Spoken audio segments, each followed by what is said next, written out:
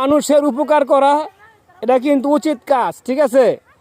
তুইলা দিয়ে পোজাটা আসলে একজন মুরব্বী, উনি এই যে একটি ধানের পূজা তুলতে চাচ্ছে কিন্তু পারতেছে না। তো আমাদের একটি ভাতিজা ওকে পাঠিয়ে দিলাম ধানের পূজাটা তুলে দেওয়ার জন্য। মানুষের উপকার করা অত্যন্ত গুরুত্বপূর্ণ একটি কাজ। উডুক উডুক উডুক, এই যে মাথার ভিতরে উঠা পড়ছে মুরব্বী। এখন আস্তে আস্তে মুরব্বী সাবধানে যায় না, আস্তে আস্তে, ঠিক আছে? তো দেখতে পারতেছেন রাকিব শাহ সুন্দর করে মাথায় পূজাটা উঠাই দিলেন। এখন আস্তে আস্তে চলে আসতেছেন। মানুষের সেবায় সবসময় থাকতে হবে নিয়োজিত, ঠিক আছে? দেখতে পারতেছে সুন্দর করে পূজাটা নিয়ে আসতেছে। আসলে এখানে যদি কেউ না থাকতো তাহলে হয়তো পূজাটা পারতেন না উঠাইতে। আসলে আল্লাহ পাকি আমাদেরকে দিক দিয়ে নেওয়াইছে।